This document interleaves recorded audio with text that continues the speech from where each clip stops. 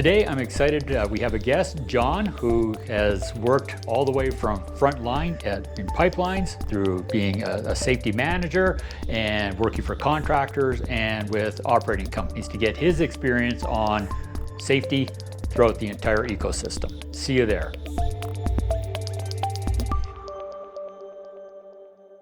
Welcome to the Big Safety Short, where we delve into cutting-edge strategies and innovation shaping the future of workplace safety in high-risk industries, ensuring we protect people, property, and the environment from serious harm. Hi, welcome back to the Big Safety Short. I am really excited to have our guest today, John. I've known John for a lot of years. We've had amazing conversations, and it'd be great to share his experience really around the title of this episode, which is Been There and Done That. So welcome today, John, and maybe you might want to start by telling us a little bit about yourself as it pertains to the safety side. Awesome. Thanks, Rob. We've, like you say, we've managed to climb some mountains and do a lot of stuff off work type thing, and really happy to help you out go through some of this stuff.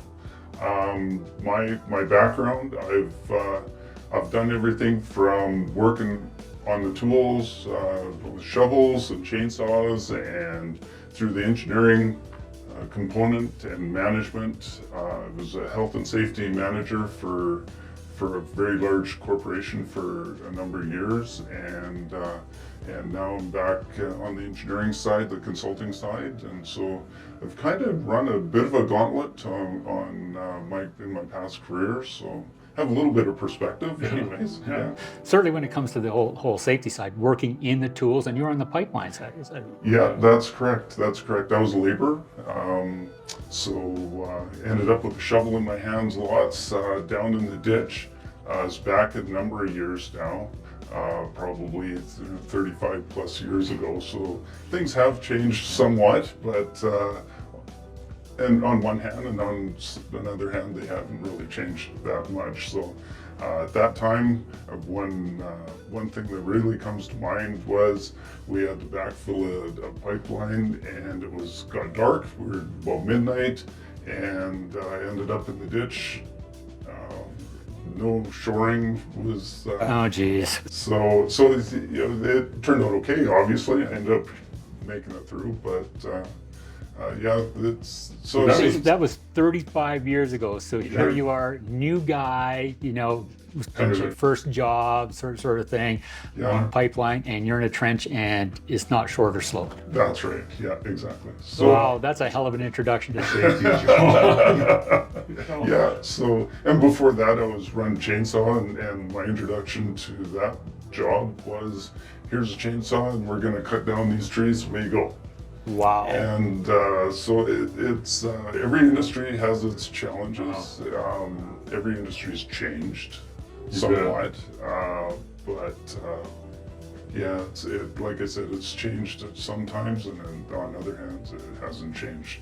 So you've seen it from the worker point of view. Yep. You were in safety as a safety manager, like you said. You worked for contractors, you worked for operators, so the big guys that hire the contractors as well. So you've got that really broad perspective of safety through these. And you're like me, we're both getting long in the tooth, so we've seen a lot of things that are there. So, you gave us a bit of perspective on what it was like for the worker. What was your experience as a safety manager?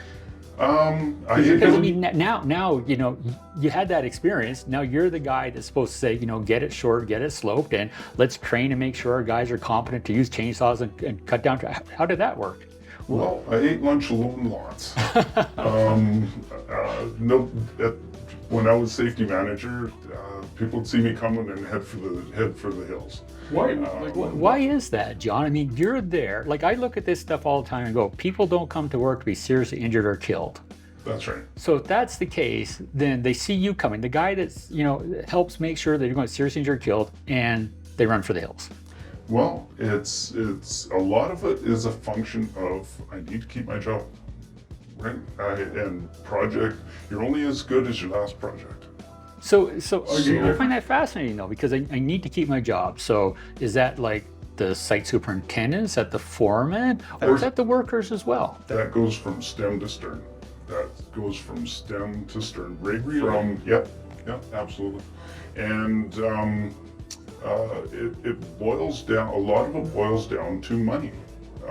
How much money, from a consulting side of things, how much money do we have to do this job? How fast can we get this job out? Where are we going to save it more? Because of the competition. And we'd had this discussion a little while ago, but engineering, going to pick on engineering now for a little bit. And engineering over the years, over the past 35 years, goes back, but over the past 35 years, engineering has done a wonderful job of bidding itself down. It's a race to the bottom, so to speak. I've heard many people use that. Yeah. But lowest bid wins. So man hours is dollars. Where are we gonna save to win the next bid? And so when you have a task, a project, say, that is gonna take 100 hours, and you're bidding against 10 other companies in town, and I use those numbers just arbitrarily, you have to figure out a way to take shortcuts, for lack of better terms. Right. Now, what are the shortcuts before you get in trouble? That becomes almost a personal thing, because the companies will put in their big goalposts, Right. and let the workers bounce in between someone.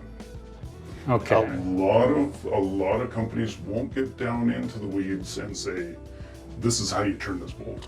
They'll just say, turn the bolt, Okay. get it done. And so it's up to the workers to find what makes them feel comfortable. Now, if you're back to the time saving thing, if you're trying to get the next job or be as cost effective as you can, Yeah. I hate to say the word cheap, but cost effective as you can, you might have to think outside the box and figure out how to turn that bolt as fast as you can without any, I'd say unnecessary tasks, but yeah. But if it's a race to the bottom, then you're going to get more people looking at taking the shortcuts. Yes. And if they're running that tight, then they're going to start shortcutting, maybe not on stuff that's mission critical, but safety is going to be one of those things that are going to get shortcutted, like the trenching. Yeah. It takes It's time to slope it. It takes money and stuff to install a shore box for it all. Yeah, it's you're absolutely right. It's one of the casualties, and it might not be directed at it, Right. but it will eventually be one of the casualties. Go ahead. So from the engineering component, going to go back to that. Over the years, when I first started in this industry, drawings were done. They were done to 100% because we didn't have, you couldn't phone a friend, you couldn't phone the contractor in the middle of the afternoon, or he couldn't phone you for clarifications. They were out in the bush, they didn't have communication, so the drawings had to be done. As time went on, we end up with all this extra technology. They can phone, if they have a question on drawings, they phone Right. immediately and they get clarification. So all of a sudden the drawings are not 100% done anymore. Now they're 80% done, they're 70% done. We'll get them 70% done and we'll finish them over the phone. Figure it out on the fly. Yeah, exactly. Which, chaos is cash, right? When the direction isn't there, then you have a mixture of people running around, well, not running around, but not really sure what their next step is going to be. And so it's a lot of planning. 100%. And like anything, the lack of planning causes risk. But this is Absolutely. But this is good because, as you said, chaos is cash. I know a lot of these contractors, because I work with them, they'll put in their bid and then they hope for change orders and all the other things that come together with it so they can actually maybe break even or maybe get a minimal sort of profit that comes with it. That's right. So, Yeah. so I find this stuff really curious. I want to come back to certainly to, the money side of things and the workers in particular. Yeah. But if this is the case, then why do we have all this safety sort of trappings that are there? I mean, contractors come to me and they say, we're overburdened by the registries and verification audits, and you're coming in, you're doing all this, and my total recordables. That's and right. then the hiring clients, the operators are pushing all this stuff down on them. Yeah. Well, so why are we doing all that if the reality is we're just going to shortcut it anyways? It is a gate post, I guess, where the producers or the owners need to be able to show something as far as are they insured? Right. So that do they have a safety program that maybe they don't look at, or they do have a component there, but they're not necessarily detailed out. It's so for the engineering group, it's a way for the engineering group to say, yeah, this contractor, they're insured, they have a program. Now then we have to go and audit them and make sure that they're not blowing a half inch of dust off their safety program, but they squirreled away, they do have something. That's, in my opinion, that's what it is. And the audits are personable, I guess. If the auditor, depends what the auditor is like, if they have relationships. Oh, so it's not just looking at the compliance side. A good auditor will, especially if Especially he wants to build that relationship and stuff Yes, that's with it. that's right. So a big part of this, and I was on LinkedIn the other day, and there was a well-respected safety director for one of the big oil sands companies, and she was commenting on the contractor management piece and saying, it's gamed completely, right? So certainly because you've worked on both sides as contractors, they're encouraged to game that system. You might even at some point in time played a role and say, impression management, we're going to give this to you. Yeah. At the same time, you also know that the contractors are putting their best foot forward. Yes, yeah, absolutely. On paper, 100%. They have to. Right. They have to show something. Then it's a function of, do they live up to what they're going to show you? But that goes back to the money side of things. 100%. Yeah. Because you look at it and say, everybody has trenching and shoring. They got ground disturbance. They have that. Yep. Yet last year, a worker died in a trench that wasn't shored or sloped. Yep. So we know about all this. And I don't want to put words in your mouth, John, but certainly look at that and go, well, that was a money issue that came. So we decided to ignore all that stuff, the regulations, in order to just get the job done. A lot of the contractors rely on the supervisor, which is the supervisor is usually contracted back directly to the owner. Okay. The contract person. Yes. So there isn't that. They're supposed to watch the contractors and make sure that they follow the rules. Right. I hate to use the word policeman on the site, but they are the policemen on the site. Okay. Their competency is of the utmost importance. How are they compensated? On cost and schedule or on safety? The grin says it all. Well, yeah. Put it this way, if a inspector or supervisor is always late according to the schedule he's given, Yeah. or always over budget, Yeah. based on the budget that he's given, he has Right. no input on either one of those, he probably won't be asked back. Really? But if he's over that, but he's always 100% safe, nobody's seriously injured, doesn't matter? Or how do they balance that? It's weighed, I would say, but not equally. Okay. It seems to me that the norm is always everyone goes home safe. And so that's kind of, I would hate to say ignored Right. for the next job. Okay. However, it's if he has an incident, boy, the red marks come up. They do come up. And there's questions, but not when it goes on to the next project. It's a lot of it is time and money. Okay. Money makes the world go So round. That's their pressure. Because if we go back to how we sort of started the conversation here with the time and money side. So Yeah. the superintendents, the inspectors and stuff, it's cost and schedule. Yes, safety is there. If it becomes recordable, we'll have a bit of a red flag.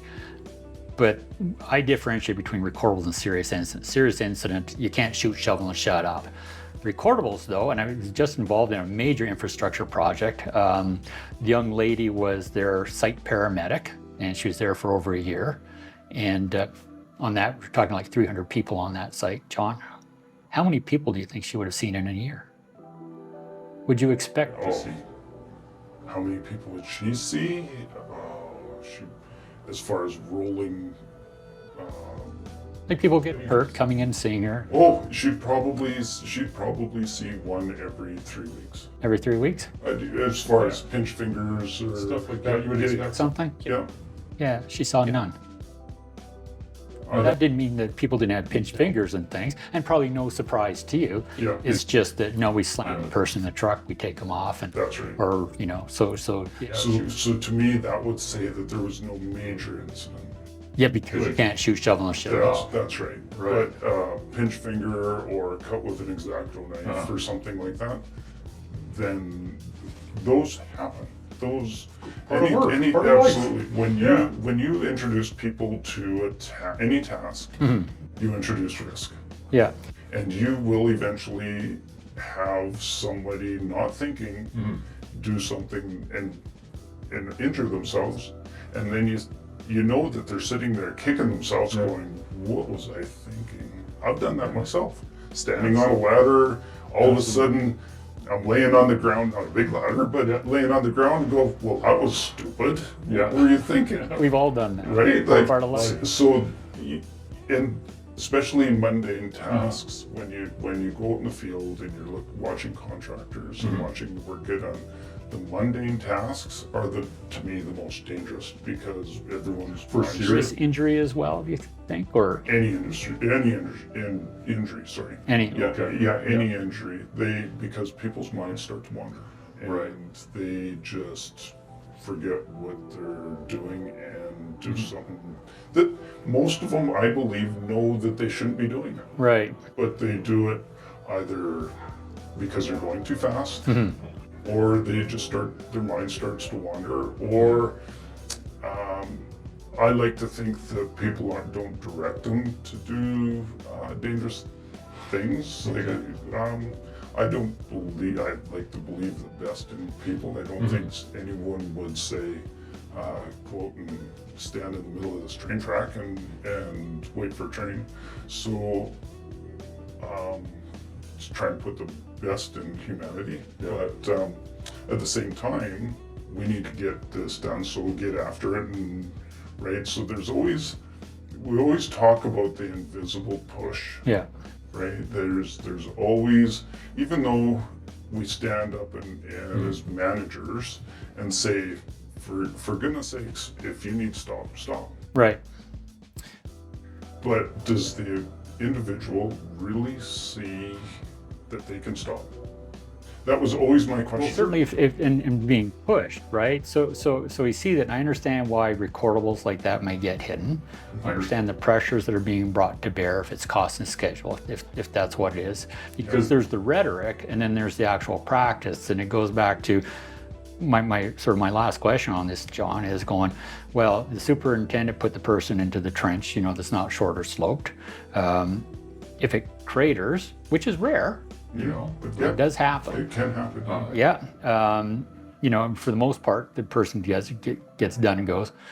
But that worker, like every worker out there knows that not shored, not sloped Is dangerous. Yeah. Yet they still do it. And for me, I'm going, that's crazy, because if it's going to go wrong, you're going to pay the ultimate price. That's right. Yet your experiences, and you did it, new worker, all the rest, you still go on and do it because the money thing, hey, I need the job, I need all the rest. Yeah, you're absolutely right. It is, that becomes a function of if you do have a senior supervisor or supervisor on site, then it becomes a hierarchy thing. So the person in the trenches is listening to the supervisor. His boss. Yeah. His boss's boss. And where it stops. Right? It's kind of like fundamental business, human behavior type thing. So has things changed in the last 35 years, John, from that aspect? In my opinion, not much. Not enough, no. We see that in the data. Our serious incident rates are not decreasing. Those are the can't shoot, shovel, and shut up ones. Yeah. Can I ask you a question? In your data, when you look at incidents, is it a larger number of younger people getting hurt compared to older people, or it doesn't matter? It doesn't matter. Yeah, it's kind of across the luck has run out when it doesn't run out. Yeah. Because there's the younger people, they can, let's say, plead ignorance, right? They just taking direction. Yeah. The older people think that they are can't get hurt. Right? I've been doing this. I've heard this. I've heard this line for 35 years. I've been doing this job for 30 years, and nothing's happened to me yet. So, why would that change? And so, I kind of would have expected that there would be more younger people getting hurt. But and certainly they have more incidents. It's the serious stuff that we're talking. So no, that's awesome. Well, thank you very much, John, for this. It's great getting insights from somebody that's been there all the way through. You can see it from all the different perspectives that's there. I hope everybody will join us for our next episode with John, where we're going to talk about values versus practices. We get more into the organizational level that's there and continue on with this conversation. So thank you very much. Thanks, Rob. As we conclude the Big Safety Short, remember that prioritizing better safety for better business is a continuous journey. Stay informed, stay vigilant, and together, let's build a safer tomorrow.